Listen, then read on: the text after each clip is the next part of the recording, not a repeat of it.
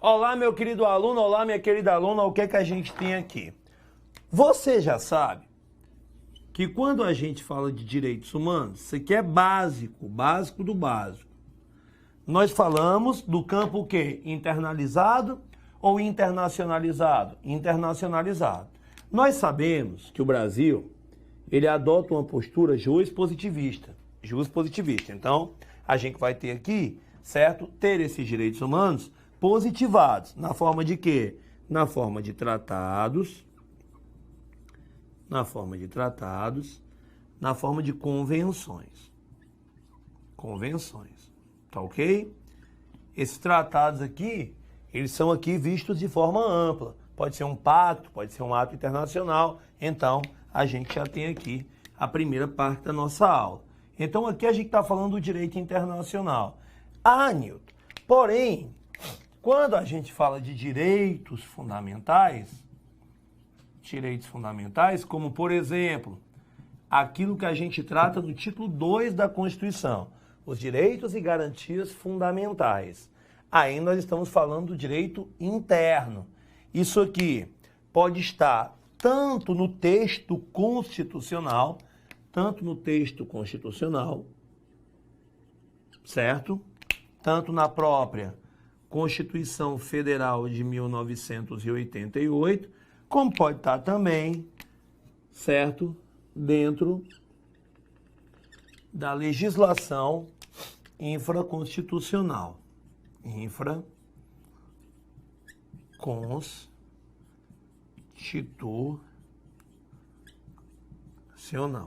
Legislação infraconstitucional. Só que hoje a gente vai falar de como é que nós aqui dentro tratamos aquilo que vem lá de fora.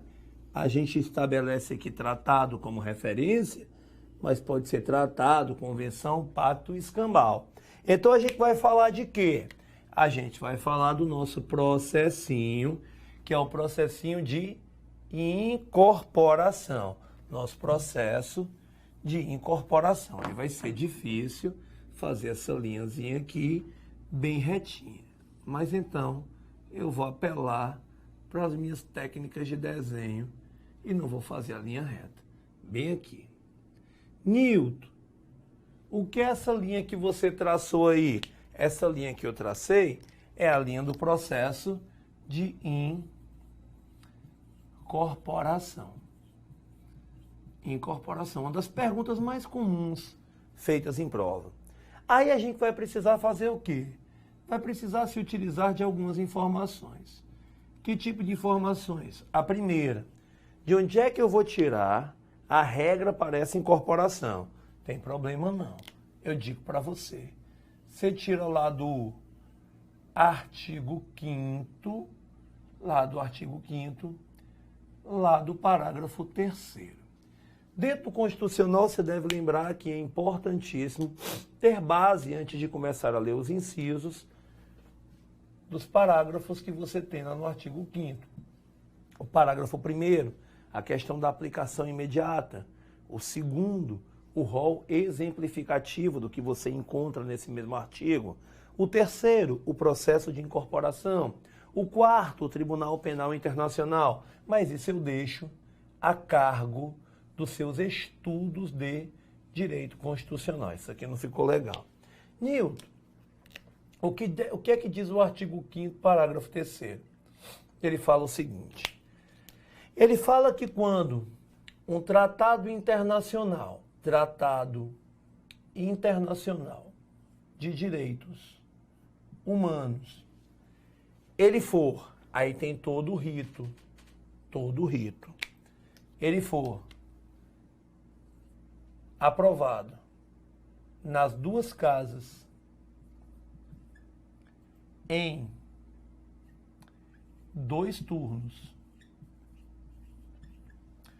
por uma maioria qualificada de 3/5 dos membros, ele vai estar no nosso ordenamento em um local todo especial. O problema, você não vai mais confundir. Você não está mais nessa fase. A gente está falando aqui de 2 casas. Aí você corre para 2 turnos. O problema é quando chega aqui, ó, que a prova vai dizer que são 2/5 e na verdade são 3/5.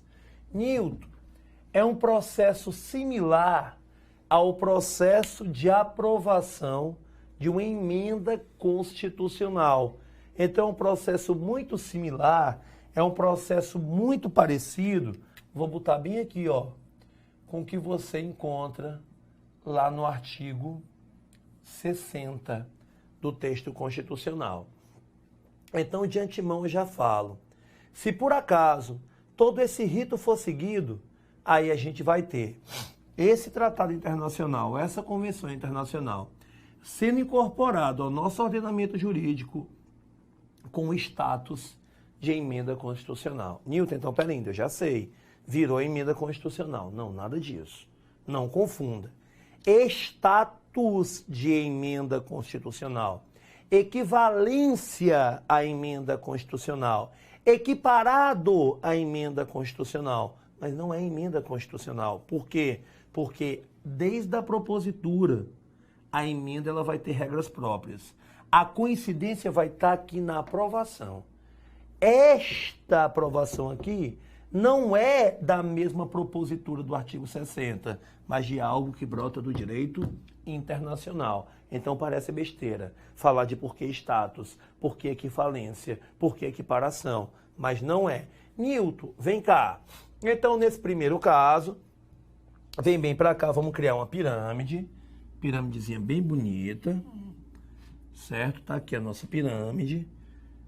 A gente vai usar como referência os elementos normativos lá do artigo 59 do texto constitucional. A gente vai fazer aqui só 3 divisões. A gente vai fazer na pontinha preta aqui a Constituição. A gente vai fazer aqui um pedacinho vermelho para você entender. Tem no seu material, bem aqui, certo? Vai dividir.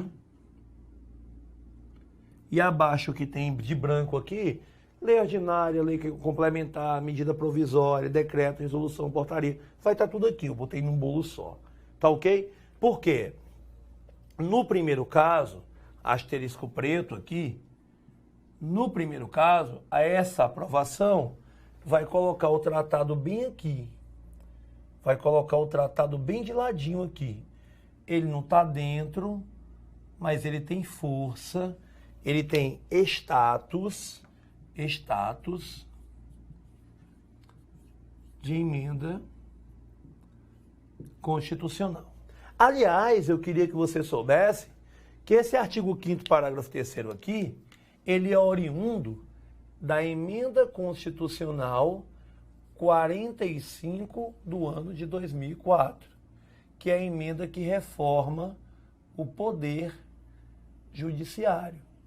Então, esse parágrafo aqui, ele foi incorporado pela emenda constitucional de reforma do judiciário, o artigo 5º, parágrafo 3º. Tá ok? Agora, Newton, se você colocou as leis aqui embaixo, lei ordinária, lei complementar, qual é a segunda informação que você tem a me dizer? Que eu posso ter um tratado internacional que não venha a ser aprovado por esse rito, que ele venha a ser aprovado, por exemplo, por maioria absoluta ou também por uma maioria simples. Ah, Newton, então, pera ainda. Então, esses tratados internacionais de direitos humanos, nesse primeiro caso, nesse primeiro asterisco, aliás, eu vou pegar esse asterisco aqui e vou trazer para cá, para ficar mais fácil de você entender. Nesse primeiro caso, nesse primeiro asterisco, vai ter status de emenda constitucional. Mas se ele não seguir esse rito, se, por exemplo, ele não for aprovado pelo que está escrito lá no artigo 5º, parágrafo 3º, ele vai poder ter um outro status dentro do nosso ordenamento. Ele vai se transformar em caráter supralegal. Algumas provas trazem o seguinte termo: supralegal e infraconstitucional.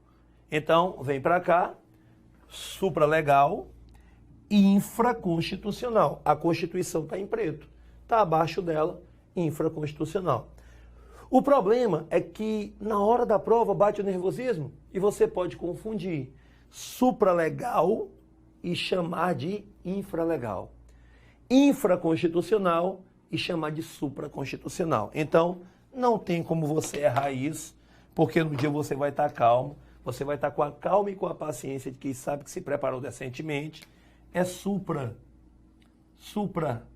Está acima dos outros dispositivos legais. Está acima de lei complementar e de lei ordinária. Tá ok? Pergunta, Nilton. Vamos colocar um asterisco vermelho aqui. A prova pode trazer a seguinte informação. Um tratado que foi aprovado dentro das duas casas do Congresso Nacional, ele terá necessariamente status supralegal ou status de emenda constitucional? Não sei. Nilton, como assim? Você me explicou agora? Não. Eu só disse um tratado. Pode voltar ao vídeo. Eu não falei que era um tratado internacional de direitos humanos. Não falei isso. Eu falei que era um tratado. Pode ser um tratado sobre direito econômico, um tratado sobre outras questões. Mas eu só disse um tratado. Você vai ver que, via de regra, os tratados internacionais, agora esquece os de direitos humanos, eles são regidos pelo rito do artigo 5º, parágrafo 2º. E eles terão status de lei ordinária. Mas aqui, eu não vou ter tratado internacional de direitos humanos tendo status de lei ordinária. Ou eles são um status de emenda constitucional ou dois supralegal. Outra coisa, deixa ele falar. Para que eu tenha essa incorporação, eu terei algumas fases. Então vamos pegar, já usei um asterisco preto, como você viu, já usei um asterisco vermelho, como você viu, dentro da incorporação. Vou usar um asterisco azul. Vou trazer para cá e a gente vai falar dessas fases. Basicamente, a sua prova, ela vai lhe cobrar 3 fases. Quais são as 3 fases? Simples. Nós temos a fase número 1, a de celebração. Celebração. Essa é a fase 1. Ok? Fase número 2, a de aprovação parlamentar. Essa é a fase 2. Fase número 3, a de ratificação. Não é retificação, ratificação. Fase número 3, por parte do presidente da República. Quais são os instrumentos normativos adequados, Nilton? Bem, aqui eu vou ter um decreto legislativo. Bem, aqui eu vou ter um decreto presidencial. Dá uma olhadinha no decreto 591 e 592. Eles vão incorporar ao nosso ordenamento os pactos internacionais de 66. São decretos presidenciais que incorporam os pactos internacionais de direitos econômicos, sociais e culturais, o 592, e o Pacto Internacional de Direitos Civis e Políticos, o 591. Nilton, me diz uma coisa. Então, vem cá. Quem é que celebra? Via de regra, o presidente da República. Mas ele pode repassar essa função para o chefe de missão diplomática. Certo? Quem é que aprova, Nilton? O Congresso Nacional. Nilton, e quem é que ratifica, Nilton? O presidente da República através de um decreto, né, presidencial. Então essas fases aqui são importantes.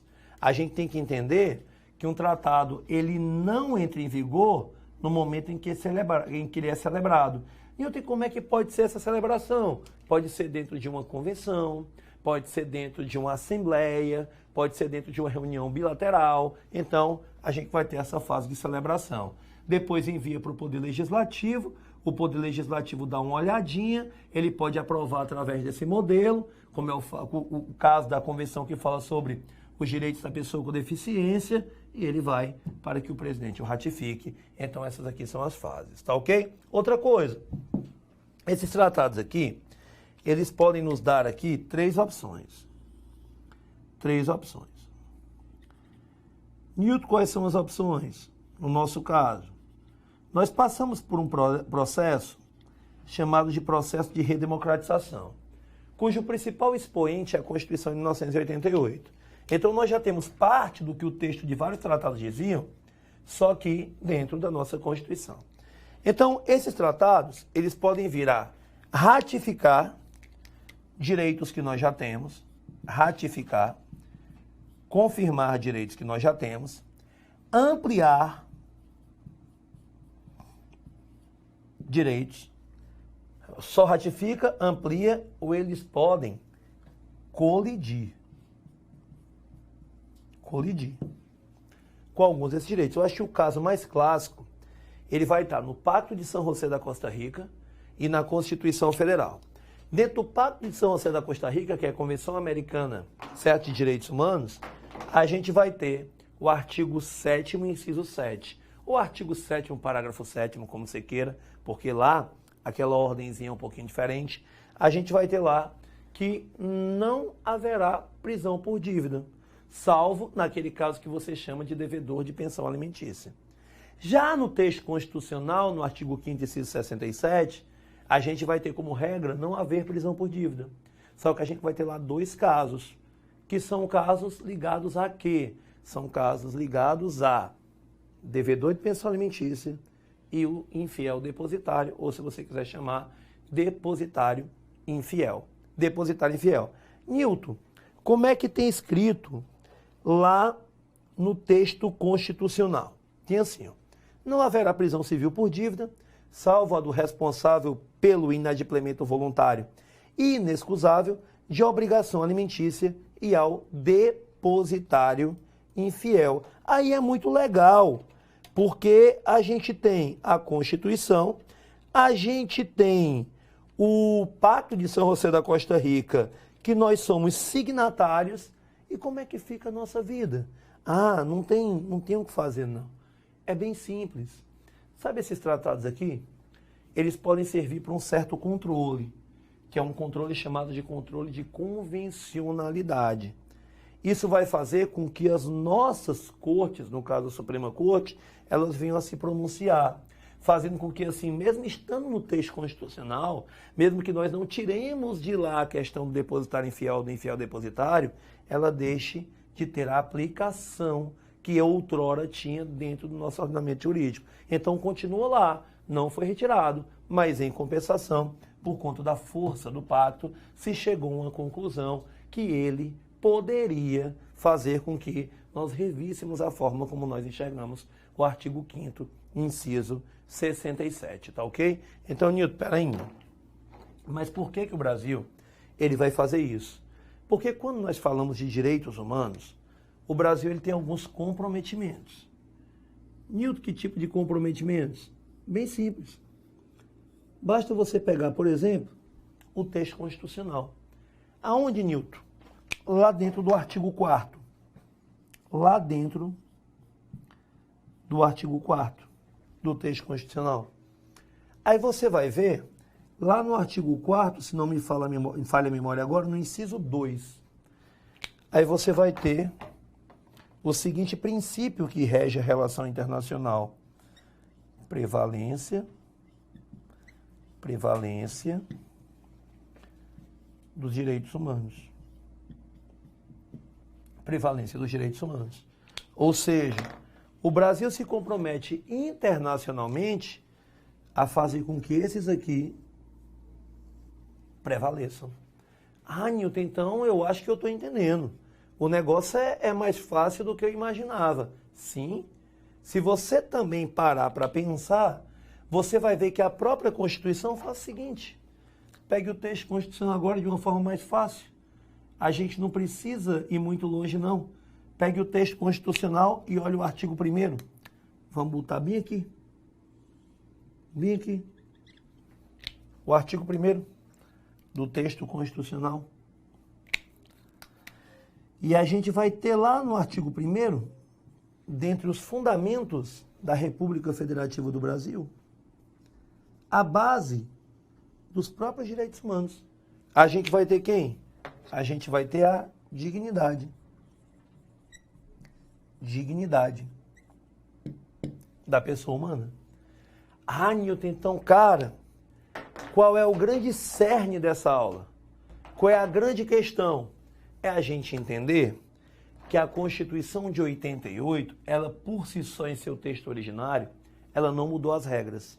Mas a Emenda Constitucional 45 de 2004 mudou. Então, eu tenho que lhe dar mais uma informação, complementando aquilo que a gente já falou no começo da aula, que os tratados internacionais, via de regra, vão ter status de lei ordinária. Que os tratados internacionais de direitos humanos, quando não aprovados pelo rito, terão status supralegal. Que o Tratado Internacional de Direitos Humanos, celebrado pelo Presidente da República, aprovado pelo Legislativo e ratificado pelo próprio Presidente, quando aprovado através disso aqui, vai ter status de emenda constitucional. Mas uma coisa eu não falei. E se eles forem anteriores à regra? E se eles forem anteriores a 2004? Não tem problema. Eu não lhe falei que eles, tratados internacionais de direitos humanos, não terão status de lei ordinária? Portanto, eles só podem ser isso ou isso. Na sua cabecinha, para simplificar a sua vida para a prova, o que é que a gente vai fazer? Sempre que não tiverem status de emenda constitucional, terão status supralegal. Então, se for antes, foi aprovado assim? Não, status supralegal. Isso para antes de 2004 e para aqueles que não são aprovados por esse rito. Newton, vem cá. Essa matéria aí, ela é muito cobrada em prova mesmo? Cara, ela não cai.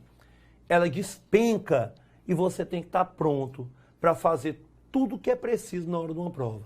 Dentre tudo que é preciso, não cair nessas pegadinhas, tá ok? Vamos resolver exercício? Vamos trabalhar nossas questões de maneira bem objetiva? Vamos lá. Em face da Constituição Federal, é possível afirmar que os tratados internacionais, por favor, veja bem, vem para mim. Olha o bizu, olha o macete. Ele disse só tratados internacionais. Ele não falou tratados internacionais de direitos humanos. É por isso que eu preciso que muitas vezes você não venha a resolver essas questões imediatamente depois que assistiu a aula, mas sim depois que a sua mente se acostumou com a informação. Porque as pegadinhas que eu cito e que podem ser cobradas no dia da sua prova, elas não têm que pegar você, porque você já vai estar acostumado a ser pegue durante os exercícios. Então, olha o que é que ele fez. Ele colocou só tratados internacionais. Ele não colocou tratados internacionais de direitos humanos. Newton, eu nem tinha... Me perdoe. Newton, eu nem tinha notado isso, pois nota agora. Nota agora. Cadê de direitos humanos? Não tem. Então, Newton, vem cá. Tem hierarquia supralegal? Não, olha para mim. Só vai ter hierarquia supralegal ou status de emenda constitucional se for tratado internacional de direitos humanos. O item A está incorreto. B. Serão equivalentes às normas constitucionais. Espera ainda. Para ter status de emenda constitucional ou equivalência de norma constitucional, só se for direitos humanos. Está vendo como lasca tudo, fode tudo? Item C. Sobre direitos humanos. Olha o finalzinho. Vamos mudar de cor. Vamos aqui. Tem um tratamento especial. Que tratamento é esse? Não serão tratados equivalentes à lei ordinária. Serão tratados como norma supralegal ou com status de emenda constitucional. Portanto, resposta correta, o item C de casa. Tá ok? D. Tem hierarquia de lei ordinária. Opa! Independentemente da matéria. Nilton tá certo, tá não. Independentemente da matéria, e se for matéria de direitos humanos? Então vai ter outro status, que não é o de lei ordinária. Item E. Sobre direitos humanos, ingressam de forma direta e imediata no ordenamento jurídico interno. Já é isso? Vamos driblar as fases, é? É assim? Isso não está correto. Resposta correta, item C de casa, tá ok? Próxima. Os tratados e convenções internacionais, Newton, mas vem cá, se ele falar um pacto internacional de direitos humanos, está dentro do rol de tratado. Sobre direitos humanos, ele agora foi em cima do andor, né? Direitos humanos. Que forem aprovados, item A, Pela Câmara dos Deputados, por maioria absoluta, mediante aprovação prévia da Advocacia Geral da União, serão equivalentes à lei ordinária. Leiro, leiro, leiro, leiro, leiro, leiro. Isso está errado. Nilton, por quê? Não é pela Câmara. Maioria absoluta, aprovação prévia da... Está tudo errado. Pare de ler. Item B. Em cada casa do Congresso Nacional. Aí eu fiquei agora assustado, com medo. Nilton, é porque você botou aí quais são as casas do Congresso Nacional. Vamos desenhar um Congresso aqui. Bonito, é sempre bom, é sempre legal. Vamos desenhar um Congresso aqui. Olha o que é que eu tenho aqui. Câmara dos Deputados. Olha o que é que eu tenho aqui. Senado Federal. Então, quando eu falo duas casas, eu falo dessa e eu falo dessa. Em 2 turnos de votação. Câmara, Senado. Tá ok?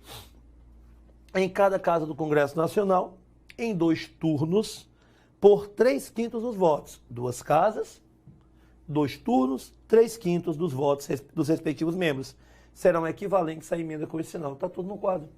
Status de emenda constitucional em vermelho, porque está ligado aqui ao nosso asterisco preto. Portanto, resposta correta, botar de outra cor, agora, item B de bola. Continua. C. Pelo Pleno do Supremo Tribunal Federal, desde que previamente aprovado pelo Presidente da República e Senado Federal, são equivalentes a leis ordinárias. Cara, ele falou direitos humanos. Mesmo que você não entenda nada que ele disse antes, não terão status de lei ordinária. D.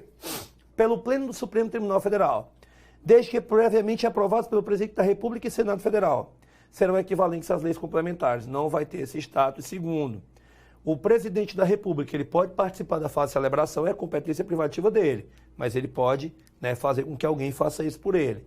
Mas ele que vai participar da fase de ratificação. Então, o entender também está incorreto e pelo Presidente da República, serão equivalentes a medidas provisórias. Para de ler também, está ficando ridículo. Portanto, resposta correta, o item B de bola, tá ok?